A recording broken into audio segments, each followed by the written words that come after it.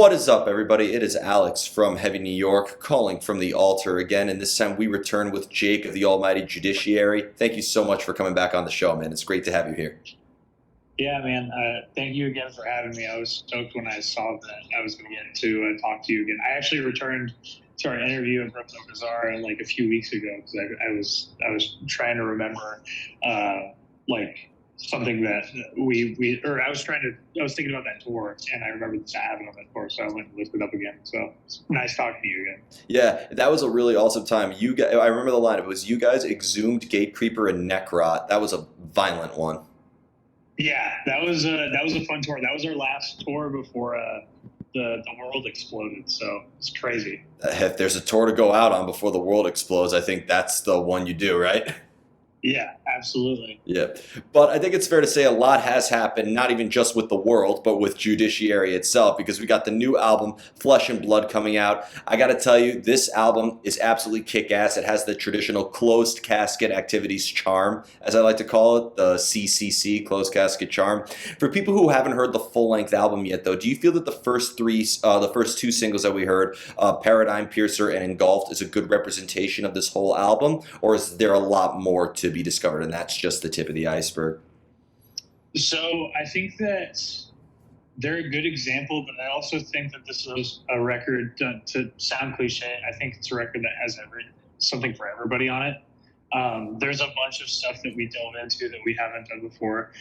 We kind of went a bit more metal with this one, as you can see in the first two singles that we dropped. But I think there's a lot more that people either won't expect or will be a little bit surprised by, in my opinion. I'm really excited for everybody to hear it, though.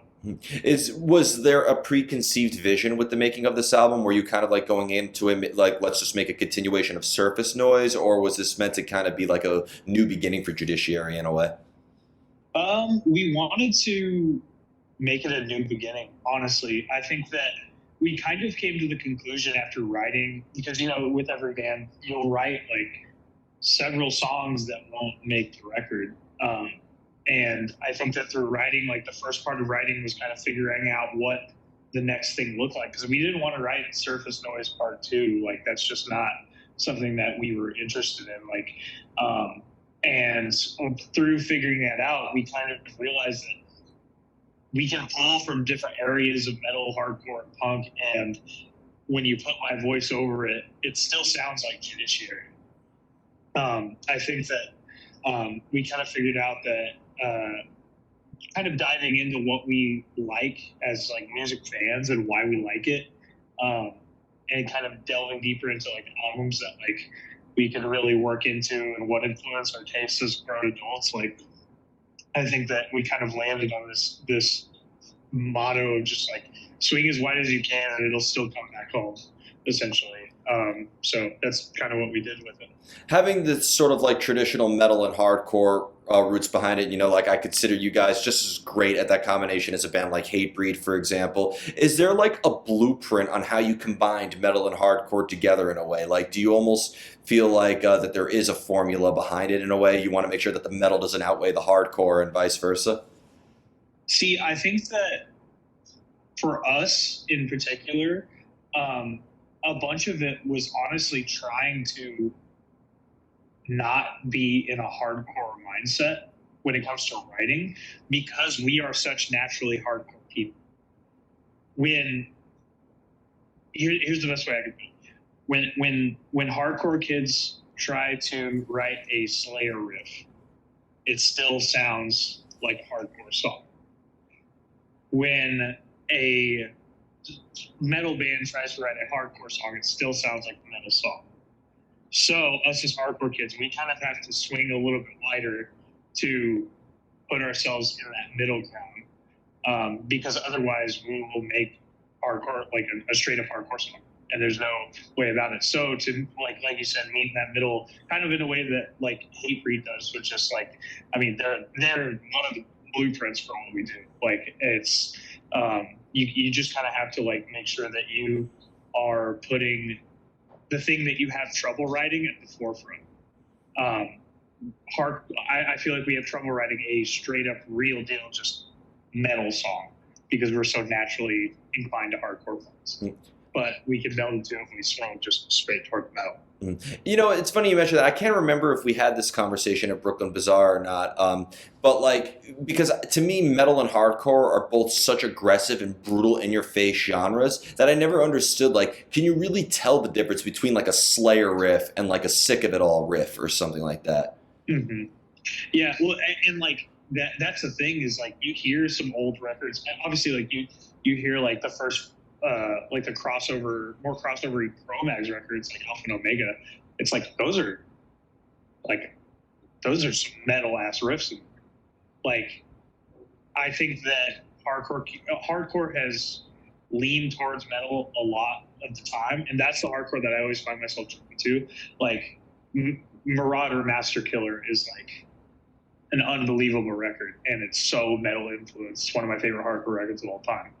Like, I think that, I think that metal and hardcore kind of coincide because they're so aggressive, but there is some like nuances to the guitar work and the songwriting that make it what it is to each genre. Yeah. To me, I always just thought it was the lyrical content because I felt like metal had more room to kind of go more into fantasy oriented subject matter. And like hardcore is always about real. It's, you know, fuck you to the system. I would say that hardcore, well, hardcore and metal both come internally and externally. I feel like hardcore is very direct. I feel like it doesn't go as very metaphorical as like a metal record would go.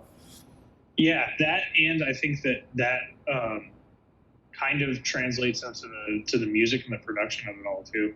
Yeah, of course. I think that like what you're speaking to as far as like the realness, that's why you hear like a lot more like raw sounding hardcore records, especially like classics. Who, in like a traditional sense, some people might be like, that recording sounds awful, but you know, you hardcore kids will get their hands on it and be like, this is an all-time classic. What are you talking about? Yeah. Like this feels like we're there kind of thing. When it comes to the songwriting process too, because hardcore has such an emphasis on unity as well, and you say you're a hardcore kid at heart, when it comes to the unity aspect of it and the songwriting, does everybody need to be on the same headspace emotionally and really feel the same way about the music when writing together, or could different opinions and different feelings towards the song maybe actually help add contrast to Judiciary and bring in some more new ideas? I think that it's kind of a mix of both. I think that we all kind of need to be pointed in the same direction, but our eyes can be looking different ways, if that makes sense in like a metaphorical context. Like, I think that within like writing music, as long as we know what the end goal is, which is writing something that we all really like, that mixes recording our in progress into one cohesive end product, I think that works. Now, when at the end of the record, when maybe there's talks like between band members of like, oh, this part is like this kind of part, and then you're like, oh no, we wrote that as like this kind of part, or like somebody translates my lyrics or the album title or something into like, you know, our drummer might have a different opinion than our guitarist on like what the lyrics mean to them or what the ethos of the album means to them.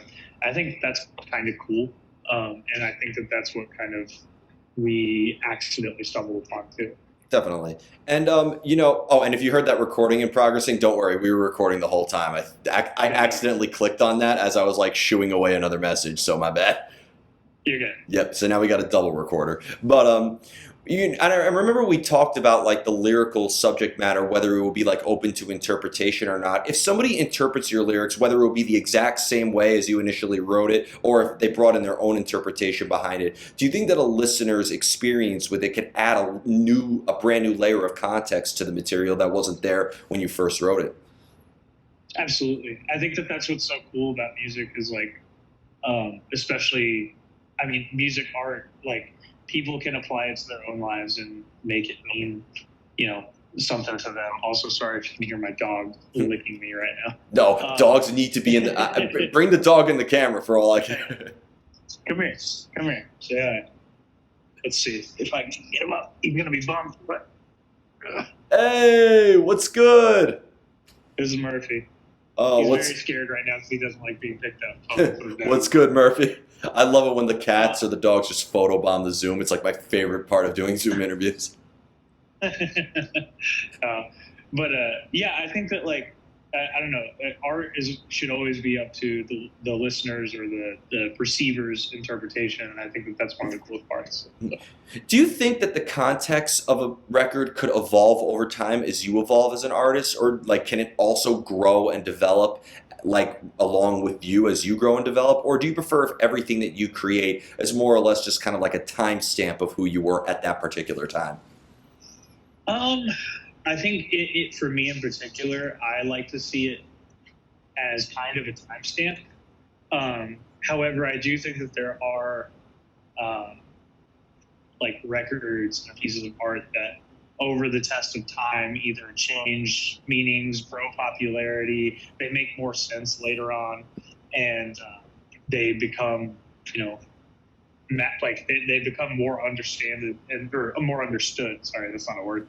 And yeah, I think that like for me though, I go back and listen to like our last few records, and I kind of I know what I was feeling in that moment, what was going on in the world. And, does that necessarily apply to me anymore? No, because the world's changed. A lot of my lyrics are in the past have been super time and place and political and that kind of thing. So it's kind of hard to like take yourself out of context. Now, do some of those themes still apply? Absolutely. And they might apply for years and years and years to come. But as far as me, I kind of see them more of as like a time and place kind of thing. Of course. You look at an artist like Henry Rollins, like, he's completely changed. I mean, he doesn't even really like act in those lyrics anymore. You know what I mean? Like, but at the same time, it's part of his history. So like, I think it's always going to be with you, but it's going to be like in a different part around you. Yeah, absolutely. Yep. Now, speaking of things from the past, though, and I hope this doesn't make you feel too old, but it's going to be 2024 in a year from now, which means that it's going to be 10 years since like the first Judiciary demo, since we first heard Eyes Wide or Shackled or Since Birth. I mean, what was the sort of headspace in the Judiciary camp with the making of that demo? And can we possibly see any potential celebration of that in a way? I feel like that is a celebration that needs to happen in the underground. So our first show was actually October 20 something of 2013. So this year it'll be 10 years since we played our first show, which is crazy. I think we started writing the Judiciary stuff. I know it was right after I graduated high school, which was 2013. So it was probably around like May 10 years ago. I would love to celebrate it. I don't know. Maybe it'll happen. But as far as mindset goes, it was just have fucking fun, honestly. We were just a few kids in high school. Like me, Israel, and Austin would just go to Austin's house. His parents lived like kind of out in the country in the middle of a bunch of cotton fields. And we would go to like their garage and just jam. Originally, the band was not going to be a straight up hardcore band. We wanted it to be kind of like we came in, I got into hardcore at the end of Half Heart, like breaking up. So I really liked Half Heart, and I think that was the original plan for the band. And then we tried to write melodic stuff, and it just wasn't working. But then we would play around with like just of the time hardcore riffs, like in between trying to write this other thing. And then eventually it got to the point where it was just like, this isn't working. Like, let's just have fun and do this hardcore thing. And so we did it, and that was it. And it was literally just to do something we thought was cool and have fun. Maybe you could make the celebration at your 10-year high school reunion or something like that. I mean, I didn't go to mine, but if I had a hardcore record that I made, I maybe fuck some people up. Well, to give you context, our drummer Austin and I went to a tiny school just north of Lubbock, where we're from, called New Deal. The population of that town is 700 people, and I graduated with like 42 people in my class. Lucky. So that would be probably because some people wouldn't make it. probably around 30 really bummed people just watching this. Dude, come on. That's an original concept. Hardcore kid celebrates his 10-year high school reunion by celebrating the release of his demo. It's Who so, knows? I'll make a call to the New Deal Lions, see if they'll allow it. yeah, I mean, it sounds like a Hard Times article, but make that a reality. Sometimes like satire into reality is the best kind of entertainment you can see. Oh, I feel like most of what the Hard Times write is real. Like what their headline was, man claims that music died when he stopped going to shows. I have seen that person at probably every time I go to a bar, I at least run into two people like that. Yeah, I mean, American politics is just a real life, living, breathing onion article. So like, crazier things have happened. Yeah, what a time to be alive, which is what I love about it. I mean, Yeah. now it's funny you mention that because Judiciary's lyrics are very real. I think that they resonate with a lot of people's anger, whether it would be about the world that we live in or their internal struggles. First question I wanted to ask you is, do your lyrics resonate with you differently depending on the subject matter that it could be about? I think that it kind of depends on the song. Like, I think that there's some things that I wrote when I was very young, and I am just in a different mental place now that may not resonate with me as much. But there's some things that I kind of can look back on and say like, I agree with that still. And especially with this new record, I tried to be a little bit more, I guess, introspective and kind of look inward as far as, because I felt like a lot of the times with the stuff we've done before, it was just me piercing my eyes outward and trying to, explain what I felt from what I was seeing. And I think that this one will probably stick with me a little bit more, especially because I know, like, what I wrote those songs about and where I was. But I think it just depends on the song for me. Because when you're writing, whether it will be about internal struggles or just the bullshit that's plaguing this earth lately, does it obviously, creating music on this is very cathartic and it's a good release, but when you have to almost rely on what relatively negative energy from the world, does that maybe make the songwriting process almost counterintuitive by making it more deteriorating as it is cathartic? I think that I honestly, I've never really thought about it that way, but yeah, I think you're on the money. Like, I think that it's cathartic to be able to kind of like get that release and like put your thoughts onto paper and then into a microphone and out into the world. But there comes also thing where you have to, there comes another thing where you have to kind of come to terms with what you wrote about. And it's reality, and it's what you're living in and what everybody's living in. So yeah, I think that makes a lot of sense. Is there almost like a lot of research that goes involved? Like, is there a lot of seeking out the inspiration in your songwriting process, or whether it would be political or personal, it's all rooted strictly in experience? I think it's a mix of both. Like, I take my experience, but also I'm taking in other things around me that can inspire me. I have a running notes app on my phone. If I hear something in a movie that I feel like applies, or like another song maybe that inspired me. If I hear, if I read something in like in like a book or a newspaper that makes sense and clicks in my brain, I'll just write it down.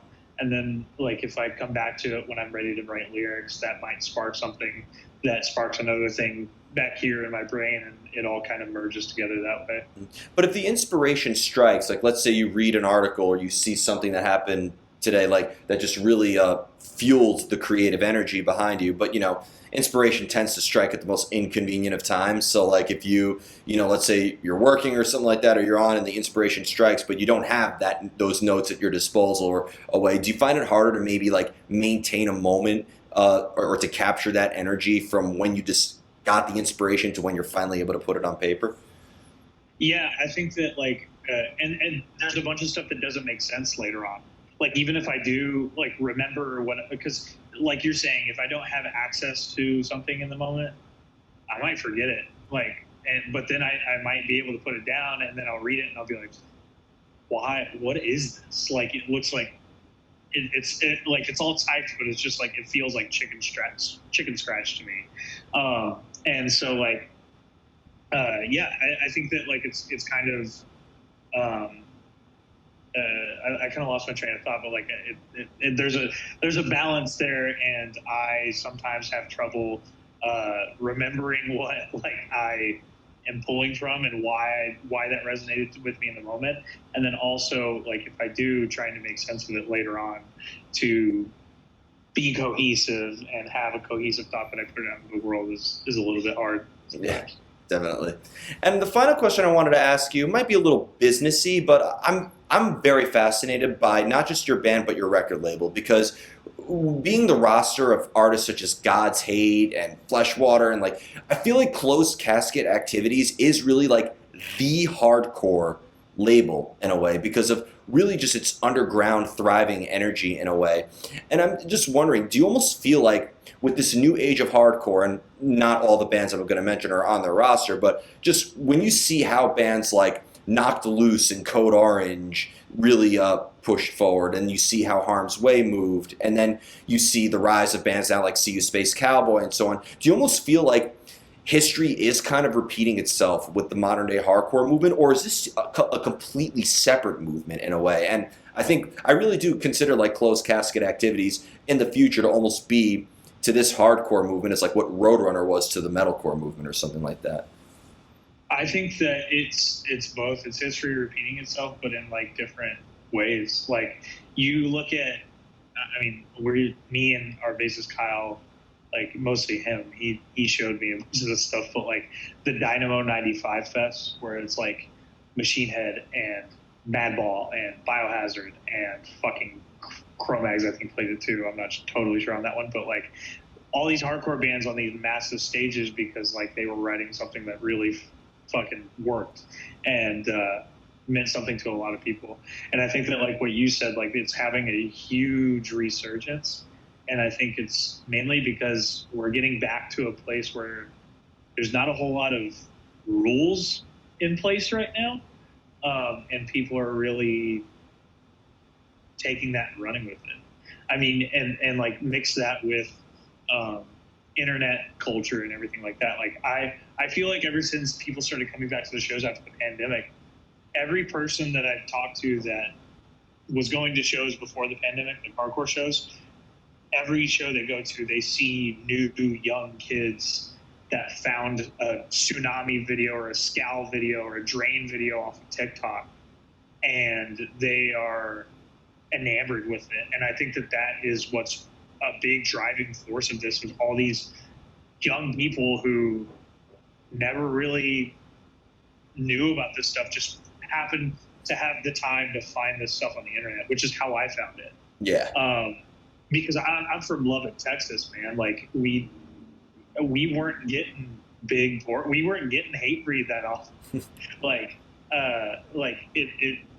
couldn't find hardcore as easy as like some people in other cities do, because they can stumble into any local show and catch a really good hardcore band. Like I just imagine living in like somewhere like the Northeast, like Mass, Connecticut area, and just like exactly like you probably saw a bunch of like hardcore bands like that I couldn't imagine.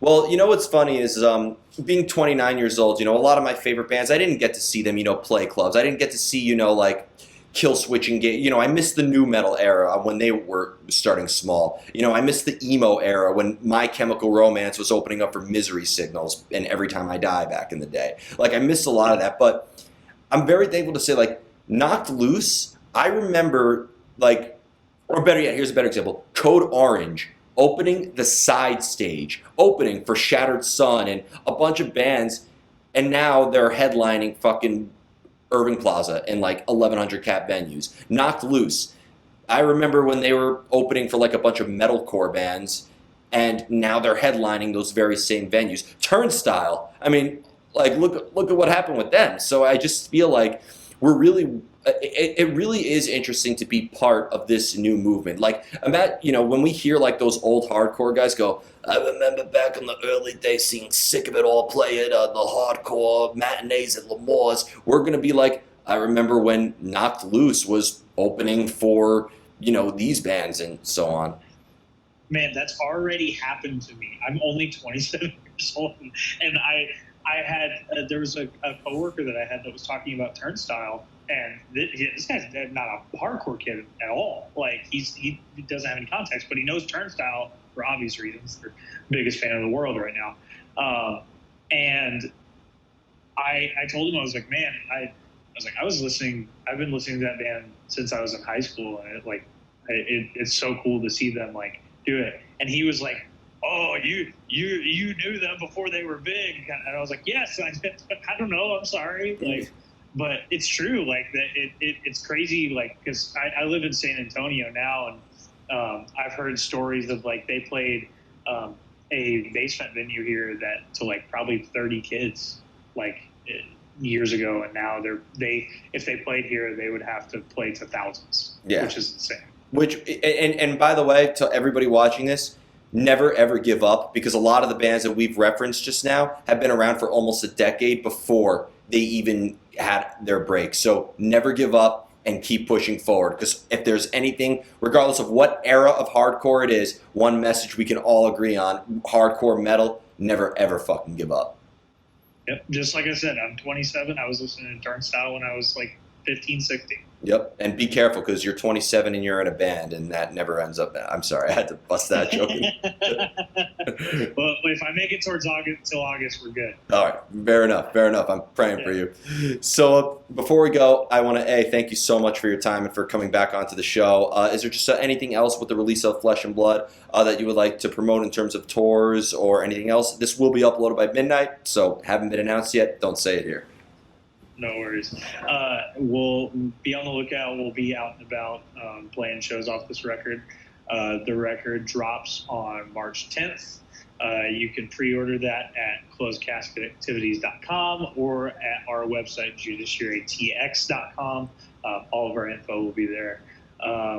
I really hope you guys like it, because we worked really fucking hard on it, and I'm really proud of it. Enjoy it, or you are a poser. No, I just had to. But thank you so much, Jake. Everybody, Jake of the almighty Judiciary, March 10th, Flesh and Blood. Pick it up out on Closed Casket Activities. This is Alex from Heavy New York. We will see you next time.